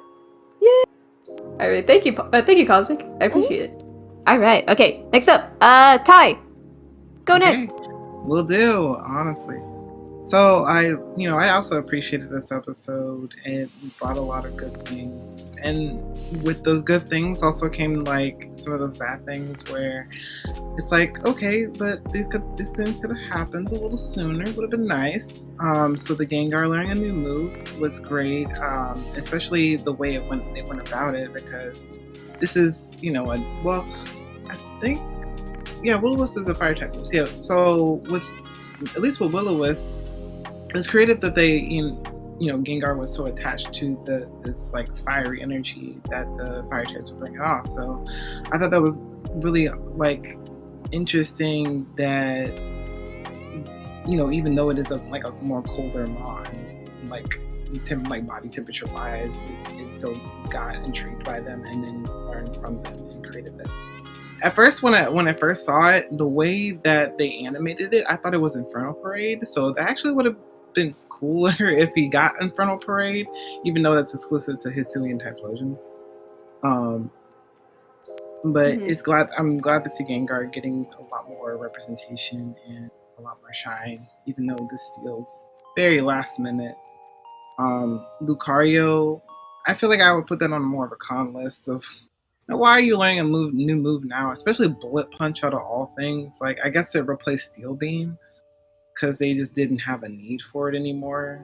And it was more like, it's not actually that good of a move for Lucario, because it's not necessarily a glass cannon, but it is. Yeah. And a move that takes away your HP while you're doing that isn't really going to be helpful moving forward. And I was happy to see all the Ash's Mons again, and especially since it felt like everybody was here, well, except some people from XY and Sun and Moon, but everybody felt very present here, and it was nice to see all of them be engaged with the new Pokemon and play with them, and teach them all the tips and tricks on how to be better.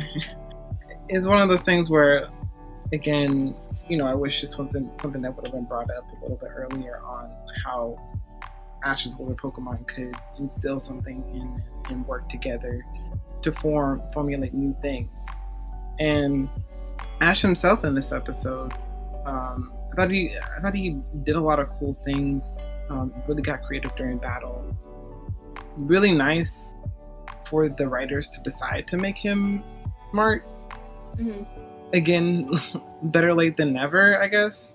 Yeah, I agree. And then with Paul returning, I think it was, at first I thought it was a little bit bothersome that he kind of had this like flippant mentality, because I'm just kind of going back to like how DP ended. Yes, he did have some respect for Ash, but I thought he was like a little bit still slanted on Ash. But to see this kind of like this big 180 isn't actually as bad as I thought it was after going over it a couple times and watching it through. Mm-hmm. It felt like a good natural progression for a character who's been gone for so long. It's maturity, I think. Definitely. At least in my opinion too. Yeah. Yeah, it's nice to see him like mature, outside of Ash, and also be in the running to become a gym leader. I mean, I would love for them to give more details on that, because that would have been interesting. Like, oh, did you go back home? Did you go to a very particular region? How did that work out? Because that just leaves the door open for other things that we want to know more about that character now. But honestly, I can't complain too much about this episode. It was really It just is really helpful since we're leading into the final episodes, at least for Ash's plot line. So strong episode for that. And yeah, that's my thoughts. I want to say I'll give it a 7 out of 10. I was gonna give it an 8, but 7 out of 10. Yeah, that's fair. That's fair, honestly. All right. Thank you, Ty. I appreciate your thoughts. Next up for this group, we have Talon. So go ahead. Well, I mean, I'll say it straight up. That episode was a solid 8 out of 10 for me, because I don't like how they hype up Paul's return, essentially, and the battle lasts half of the episode. Like, I get that there was a training side of things, but it's like, you see Paul come back, like, you hear he doesn't care about festivities, not really surprising at that side of things. But it didn't really capture all that much, at least in my opinion. Like, now the battle was nice. I liked the Dragonite Meteor, I guess is what we're gonna call that now. Dragonite Meteor. As Ash said it in the episode and whatnot. But yeah, but it was also nice to hear stand by for battle, whatnot. I mean, Paul, that is probably one of the best catchphrases for sending out a Pokemon ever, really. I mean, I like that. I like the fact that he used Masters 8 Aces as like a little bit of a nod. And I mean, it's funny that even with Ash being a Masters 8, he still struggles against Paul. Why am I not surprised at that? If Paul actually would have used Electivire, maybe Torterra, I think Ash would have lost. I really think Ash would have lost. Yeah. And then people would be like, oh, they brought Paul back just to beat Ash? Like, for me, I think it was well executed. But just having Gyarados go down the way it didn't really add up to me. Having Dragonite go down was nice. I mean, Dragonite needs to take some more losses, in my opinion. But to see, like, now Agility Metagross, I love that mon.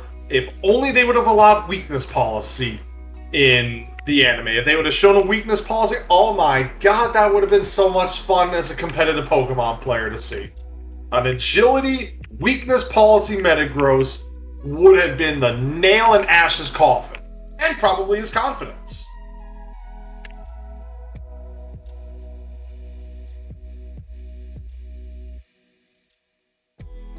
Yes. I'm sorry, like it just like cut out there. Oh. Wait. Yep. Is that? Yeah, we is can hear you. everything We can hear you. Yeah, you can Okay. hear. We can hear you. Continue. Yeah, it was like I didn't know what was going on there. That's okay. But yeah, I mean, like for me, I mean, just the fact that the battle didn't. I felt like if they're gonna hype up a Paul return, they should have given him more time, in a sense. Like I would have had the episode at least a whole, like just a whole episode of battle, like not just 10 minutes of the second half of the battle and whatnot. I mean, you want to talk about what he's doing, okay, that's fine. Like maybe even have a 2-part episode where you learn about Paul, like what he's been doing, the fact that we see that he was asked to become a gym leader, but now the question is, what gym? Where? I mean, truthfully, here's what I would have wanted to know. They should have said he actually went and beat Brandon. We don't have the resolution for that. So, I don't know what to tell you guys. But yeah.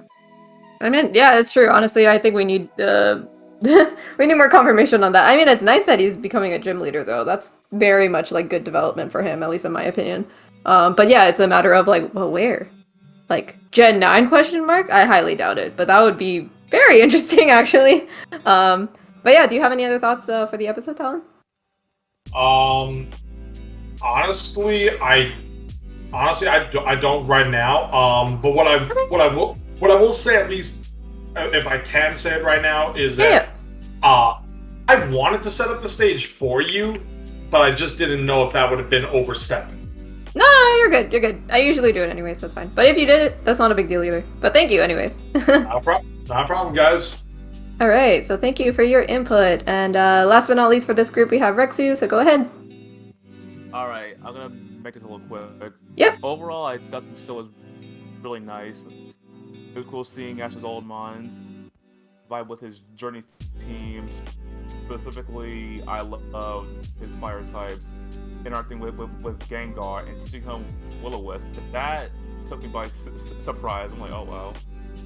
And like Gengar mastered it and used it really good against the Metagross, and like the Paul fight was nice too. And honestly, I like that he didn't use Electivire. He just used like his other team members. Mm-hmm. And like, seeing the Inferno flashback was dope as well. Honestly, there's not much I can really think of or say, cause like I thought it was enjoyable. Like overall, there are like 3 things I do want to say. My normal rating is gonna be a 9. The second thing, my crackhead rating is gonna be Paul staring at you while you play Fire Emblem 3 Hopes. What? Yeah. Paul stalking you, yeah. Also, final thing, hope everyone has a good night because I gotta go to bed. Yeah, no problem, no problem. Thank you for staying this long, and thank you for your input, Rexu. We appreciate it. And thank you for your 2 ratings. It's a very fun time. Good night. Good night. But that's the end of this group. So thank you guys for your input, and I will be moving on to the next group. Yay! All right. So we are going to have Zero Samurott. I'm going to bring in. Oh no. I'm going to bring in. What did I do? I don't know what I just clicked. All right, we're gonna bring in Trip. We're also gonna bring in Felipe, and we're gonna bring in Joker. I think. Please tell me that worked. Okay, there we go. Yay! All right, nice. Okay, so hello everyone. All right. Okay, I'm just gonna point to someone, and you're gonna talk. Miss Joker. Hey. Miss Joker. Go ahead, sis. Okay, so I grew up watching Sinnoh, so I was like, oh, Paul's coming back. This is cool, I guess. I had low expectations for this episode. Like, really low expectations. I wasn't expecting it to be as good as it was, but it was pretty good, right? So, as I was sitting there watching it, I don't know why this didn't occur to me. I was like, oh, there may be flashbacks. Who may be in those flashbacks? Dawn! And I was like, oh my god. I saw her, my heart dropped. I said, I can't do this. They just ruined this episode for me because they had to show Dawn. I couldn't believe it. I was so angry, and then I got more angry. And then, yeah, this episode was good though. I liked seeing all of Ash's Pokemon. It's just that I can't believe they had to show Dawn yet again. She's always in the series. They always try to just bring her back, and oh my god, I can't. It's just Dawn. Dawn sucks. Anyways, this was an 8 out of 10. That's it. All right. Thank you, Joker. Thank you, Joker. Appreciation. All right. Okay. Next up for this group. Drift, I know you're muted right now, but if you would like to speak, go ahead. Go ahead. Absolutely. Okay. I had like high expectations for this episode. Honestly, I was excited. I was great. I loved the training. I loved Gengar in this episode, learning a new move. That was hype. I loved Paul in this episode. I'm glad they explained why he wasn't in the Masters 8 or in the championship tournament. That was good. My only complaints for this episode is that why did Lucario learn a random move at a random time? That didn't even make any sense. Yeah. Bullet punch? Where did that came out of nowhere? Hey, at least Gengar earned it. And no, Lucario just got a random bullet punch. And no other Pokemon? We're really gonna go like this? I'm sorry. It's just why? I don't get it at all. Oh my gosh, I'm just so angry. I'm like, I don't even know. But overall, other than those like complaints, I enjoyed the episode. I love seeing the Pokemon. I love seeing everything. Those are just kind of my complaints for that, I guess. But that's kind of it. Did you give a rating? I'm not sure if you did. Oh, I forgot. 8 out of 10. That's okay. 8 out of 10. All right. That's actually cool. We're getting a lot of like high scores, which is making me happy because I need something happy. So thank you guys. But thank you. Thank you, Jeff. I appreciate your input. I was very excited for your rant because I was reading the chat and I was like, yo, I need to hear Joker and Jeff's rant right now. But thank you guys. Next up for this group we have Felipe as well. So go ahead, Felipe. Let's see. This episode I kind of have mixed feelings for, honestly. I'm still giving it an 8 out of 10 because I have like very huge bias on the old Mons coming back. It was very wholesome to see him watch the battle, teach moves and stuff. They did on screen. They didn't just look at Ash for 1 second and just left the episode. No, they actually stayed there for more than 10 seconds. So that was nice. It was very wholesome for them. Paul's training Ash for some reason. I'm not sure if this was Tyrone that predicted this or someone else, but I felt like someone already predicted this like a couple days ago, and I'm very kind of sad that it was already predicted for me. Like it wasn't a spoiler because I'm pretty sure they didn't know, but someone already predicted this and that Paul was just bringing his these random Pokemon from the Champions World Tournament thing because train up Ash and stuff. Which honestly, I didn't really care much for it. To me, my problem with this episode is because I actually don't like Paul's development. I always felt like it went to 180 because I always thought that Paul and Ash had like this like two like different opinions on how to raise Pokemon. That was really cool. Like Paul was like, Ash represented that that fun, cool person that believes in their Pokemon and all that. But Paul was like that competitive person, like that IVs and EVs and stuff. And yeah, it's really nice to see that Paul's really nice to his Pokemon now, but I didn't really like that he went to 180. I felt like he should have kept some of that Paulness. Let's see. The on-screen training was pretty good. I like that. Gengar was pretty good. It was pretty cool. I actually liked the battle. It was a really nice battle. I agree. And Lucario, no. Just no. Why did Lucario? Why does he have to take another win? Just lose. Freaking Gen 4 and their biasness. I know. But yeah. I really don't like Paul. Paul ruins his episode for me. because I don't like his development because it felt like it didn't have enough explanation. But overall, 8 out of 10. It was pretty nice. All right. I think like across the board has been 8 out of 10 so far, and like I think we had 1 7. So yeah, good. Thank you, Felipe. And last but not least for this group, we have Azure. So Azure Samurai, please go ahead and give your review. Having weather here. And the episode I'll give it an 8 too, because I'm agree with Tyrone that it feels like an important episode, but when you watch it, it feels like a filler. That the training on screen was good, and I give that props to Iwane because it's clearly he animated this episode. He's that good that I give a FOMO that man.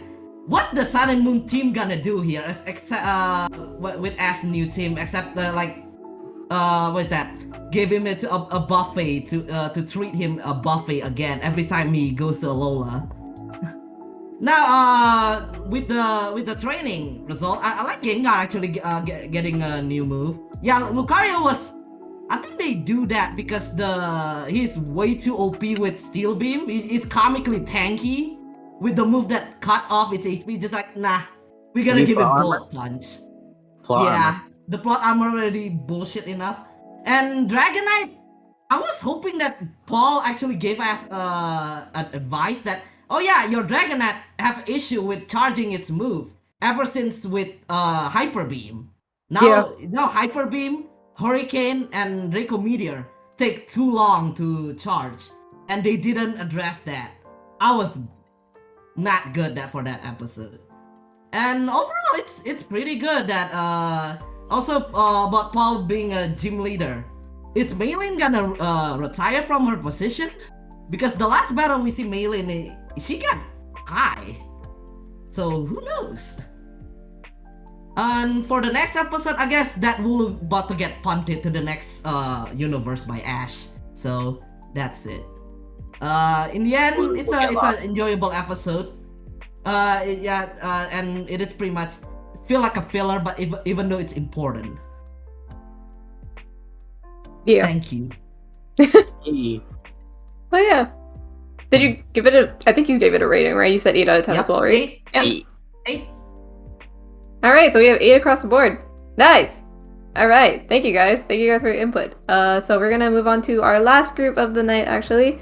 So we're gonna have Shadow in here. We're gonna have Skyryan. We're going to have Kuro, and we're going to have Hyprob as well. And I believe that is it for this, unless I'm missing someone. So if I'm missing anyone from this group, please at me in the chat, or just keep spamming me with messages. Thank you. But all right, so let's start off. Shadow, go ahead. Okay, so it's nice to see Ash training, not just with the Pokemon taken to the Master A, but also with every Pokemon in there. And you can see how it was originally meant to be just a reunion of Ash's Oak Pokemon, considering that Paul really came in the second half of the story. But when you see all the Water Pokemon, the Fire Pokemon, and the Grass Pokemon doing their little combination attacks, it's like, yeah, I can see why they decided to add Paul into the mix, because it's like it would have been a fairly non-event episode. It's like, oh yeah, Gengar learned Whisper Wisp, all that stuff, and Lucario learns Bullet Punch, but it's like yeah, I can see why they wanted to have a little oomph into the story, an actual battle, and Paul is like the most intense rival for Ash ever on a philosophical level, although he seems to have warmed up to Ash's other methods, suffice to say. Yeah, I was hoping that the reserves would be in there, but it's like if they're not gonna have reserve, at least have Paul be a real challenge. And I remember reading the leaks about who wins and who loses, and one thing I noticed about the prediction that it was proven false was the draw between Garchomp and Dragonite. Turns out, no. At least based on what I saw, Dragonite didn't actually beat Garchomp. At least, I didn't see Garchomp faint, but I did see Dragonite faint. But the other two, the Metagross and Gyarados, is like, yeah, the Ash wins decisively there, but though it's framed as it's best two out of three, and and I think the Garchomp one is foreshadowing that Ash is going to fight Cynthia, because if Garchomp is the one that knocks out Ash's Pokemon while the other two did not, you can bet what Ash is going to face against Cynthia, and poor Iris in that regard. But yeah, I do like that Shinji has somewhat changed, but yet at the same time not has changed that much. It's like, no, he still says pathetic and has trash talks. Talks about it, and well, I remember, and then there's another thing with this rambling thought is the title doesn't lie. It is a fiery matchup battle. It's just at the time we many people assumed it was Infernape, because it was like, the debates about the reserve was at the time, but no, it turns out Gengar is the fire type in question. Well, technically Ghost, but but considering that his backstory is pretty much the same as Charizard and Pignite and Infernape, he's an honorary fire type. Yeah. Yeah, I'm not sure what else to add. I would really want to talk about the bracket, but this is not here or there. Yeah, we're trying to stick to the review for this one. Yeah, but all I can say is at least one thing I like about this, at least I'll repeat this again, is that at least Paul does show who Ash was going to win even before the bracket was revealed. No, who Ash was going to fight most certainly even before the bracket was going to be filled, and that was Cynthia. Always Cynthia. It's like Lance or Stevens. Those are interchangeable, but Cynthia, no, must have. Even more so than Elon. Yeah, 100%. Yeah. What rating could I give? Let's see. Let me think. It's either. I think it would be like an 8 out of 10 or 9 out of 10. It's just like, it's like as long as you. I think it's like really Alon that really brought up the whole reserve debate there, because if Alon wasn't there, I would have no expectations of Ash actually bringing his reserves. It's just that type of thing. So for that, it's like 8 and 9. I think I would have ranked it higher if I haven't still not been thinking about the reserve debate, which is understandable. Yep. That's all I have to say. All right, thank you, Shadow. Appreciation. All right, next up for this group, we have Hyprov. So go ahead, Hyprov. Man, this episode really blew me away. It was nice to see Paul return, and honestly, it was nice seeing him be a bit nicer than the last time we saw him. It was also nice to see all of Ash's Pokemon return.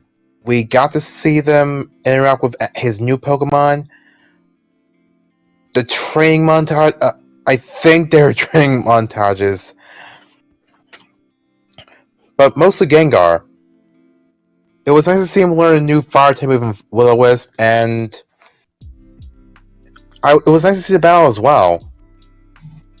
It was the best 2 out of 3, and I was going to say I wasn't surprised with the results, but the battle was still pretty good. Sucks that Dragonite got robbed once more. Also sucks that Lucario had to take the some of the spotlight. He learned Bullet Punch, and honestly, he didn't have to. I don't know, man. It was really unnecessary. Although, maybe he learned this from training with Weasel and Heracross, since they both know punching moves. As for Gengar, man, it's really nice to see him get more development. Paul got some development too. Becoming a gym leader and such, wanting to learn more about Pokemon. Maybe that's why he came to Professor Oak all of a sudden. And now,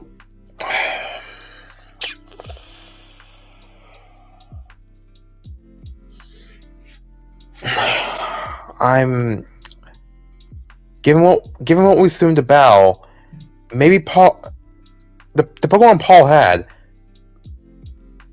maybe those were okay. The 3 Pokemon Paul had, Gyarados, Metagross, and Garchomp. Go might have figured it out. Might have been coincidence, but maybe Paul was trying to help Ash prepare for the Masters 8. I don't know. Anyways, it was really nice to see all of Ash's Pokemon again. Suba, Glalie, who was meditating with Dracovish under the waterfall. Yes! Yes.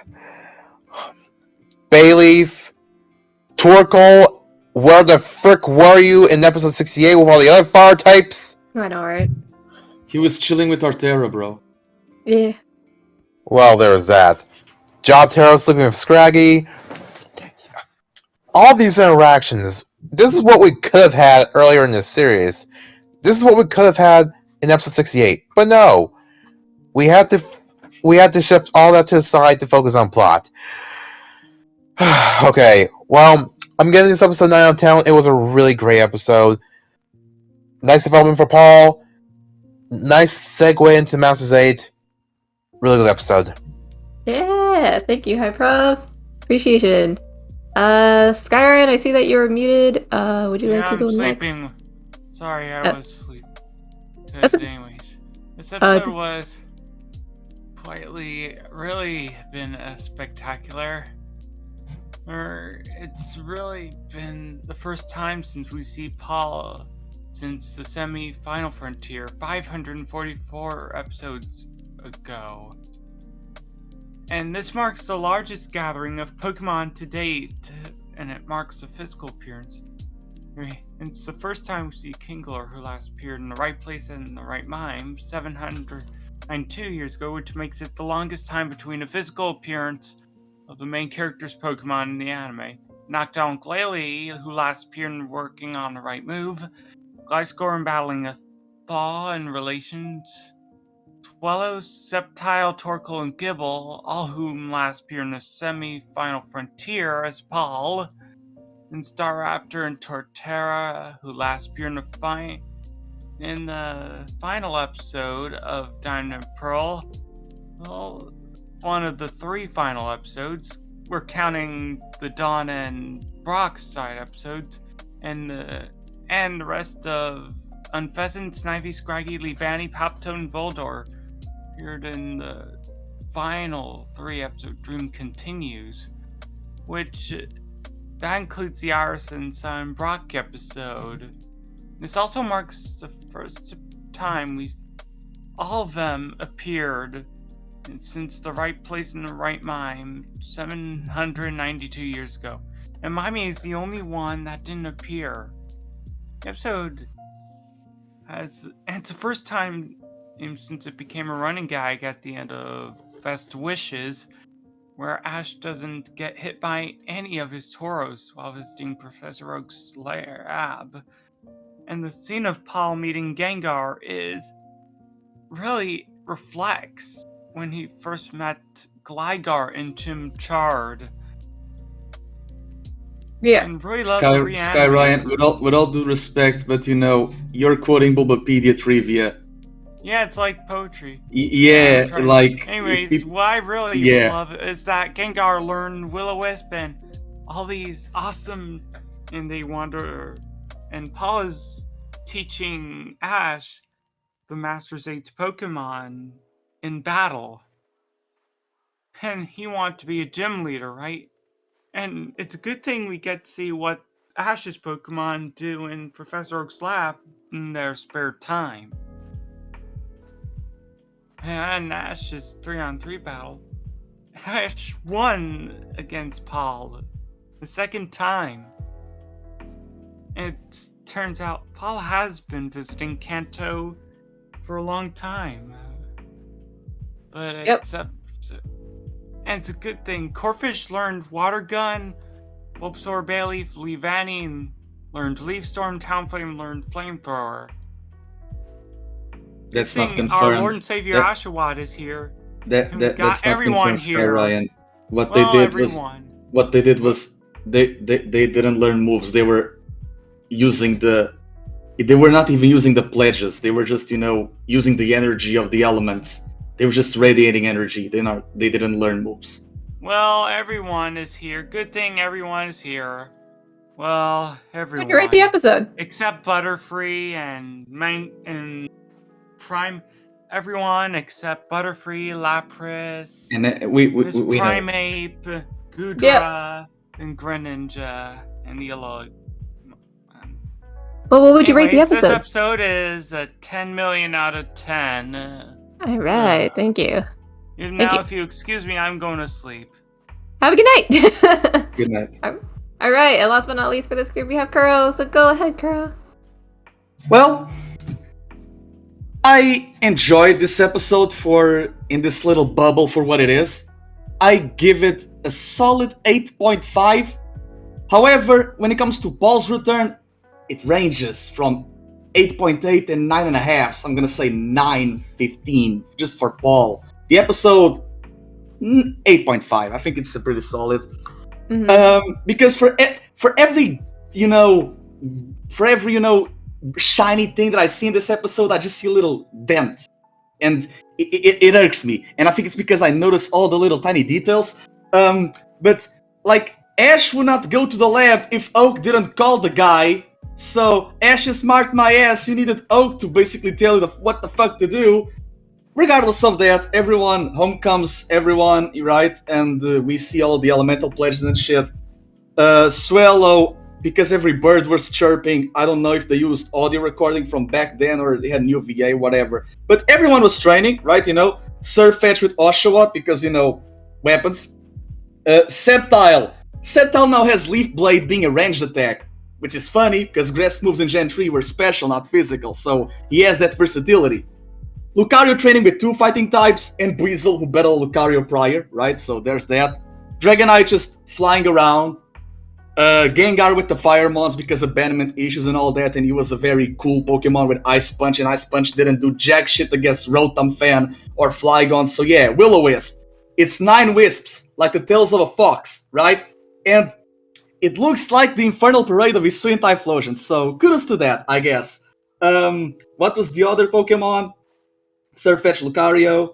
Dracovish was just, chilling with Glalie in the waterfall, so Challenger callback, right, from the AG opening. Glalie, you're goated. You did a reference to an opening before your even debut in the series. I don't know how you even do that. Paul shows up. Alright, Ash, let's have this battle simulator where you battle the aces of everyone else. And I'm like, Paul, don't battle simulator this motherfucker. Be original. You want a Gyarados? Use a Runerigus. It's a serpent. You want a cybernetic motherfucker? Use Orbital. You want like this mining beast? Use Colossal. Like use Galar Pokemon. Because you're using the Pokemon from the Poke Japan trainers, the regions you traveled, and this show is allergic to AG, so fuck Brandon, fuck the Battle Frontier, right? Let's say that the guy was asked to be a gym leader, but let's keep it vague, to not addressed. Will it be Gen 9? We don't know. Will it be Viridian, since Gary's a researcher? Maybe, because Ash used Gengar. Ash battled Agatha and her Gengar in Viridian. In Viridian and Let's Go, you get the TM for Will-O-Wisp. And Paul is already a better Gary and Anime Silver, so links with Giovanni. Torterra is a ground type, so links with Giovanni. I don't know. This is all a mess. But it's an enjoyable mess nonetheless. As Sergi said before, this should have been a 140-parter. This should have been the entire goddamn series. And I like how many Pokemon don't need to train. Some of them are just, chilling. They're just vibing. Like, Totodile and Crocodile, Livani, Noctowl, they size Noctowl to the actual size of a Noctowl now, so there's that. It's the little moments. It's extreme. I feel like, we see this episode for, what it is, and, Paul says, I don't like festivities. Makes sense. He was in the leagues to battle the Battle Frontier. There's no tournament to win the Battle Frontier. Basically, Paul just showed up and said, fuck this series, fuck this tournament, this all doesn't matter. Right? That's basically what Paul said. He could have done it with a new outfit. I mean, Silver wears black and red. Give the guy a new fucking uniform. It's been 12 years. You've been an entire Chinese cycle without that. Lucario, learning Bullet Punch out of the blue. I get it. It's a Legends move, but it's also an Egg move. And yeah, Paul teaches Lucario a Sinnoh Pokemon a new move. I get it. But that kind of puts a narrative wrench on why the hell was Steel Beam even a thing, and why is Double Team even a thing, because if you detect the aura of adversaries, you should dodge that without Double Team. If anything, Paul was skill checking Ash's team, and he basically trained Lucario more than Greninja did. What did Greninja do? He put on the kiddie pool, like Aaron did with his Lucario move V8. But a piss poor job because it's his fucking journeys. Yeah. Ah, man. And yeah, look, Gengar got... Yo, Gengar was almost getting hoed by the move that he forgot. Psychic. There's a lot. There's a lot, and everyone wants to go to fuck to sleep. So, 8.5. 8.5. 8.5. Also, in the photo, the episode should have ended in a sunset, because when he released Chimchar, when he defeated Monferno, when the league ended, all episodes, all 3 acts of Sinnoh, all of them end in a sunset. This episode not ending in a sunset is another narrative wrench. I hate it. I get it. You wanted to do the other photo montage like in the end of Best Wishes. I get it. But going the photo ruins everything. and also with only Grookey. If it was go with Cinderace, I get it. But going Grookey, hell no. And why is Gible and Palpitoad? Is it because, you know, they are ground Pokemon and Gary is a ground gym leader, quote unquote, in Heart Gold Soul Silver? I don't know. This is just a mess. Go is just here because, you know, this should have happened while Go was in the Crown Tundra. Yeah, Grookey's a monkey and he's battling and he's playing with the fucking shock squatch gorilla motherfucker that Electivire is. And when Ash is going to, you know, get everyone, yeah, kudos to Torkoal, but where was Snivy while everyone was doing the grass pledge thingamajig? Yeah, Torkoal is slow, that's why he wasn't meeting Paul, but you know, oh yeah, he's there, right? Because the fandom complained that we got, you know, our little AG comes and whatever. And this means that while Ash was grabbing Gengar, Paul was alone with Go. What was the off-screen that happened? Hey, so what's your shtick? I catch your Pokemon. Anything new interesting? I got a Reggie. Here's my cards. That doesn't happen! That does not happen! Again, this is a mess, but an enjoyable mess. It's a golden turd in a pile of shit. 8.5. Thank you, girl. And actually, Media jumped in as well, so if you want to give your thoughts quickly, Media, on the episode, if you watched it. And also, happy birthday! Oh, yeah, happy birthday! Yay! Oh my god. Thank you guys. Yeah, happy birthday, buddy. Yee, thanks. I appreciate. Yes, I did see the episode. I still need to technically review it because I made a promise that I would. But basically, a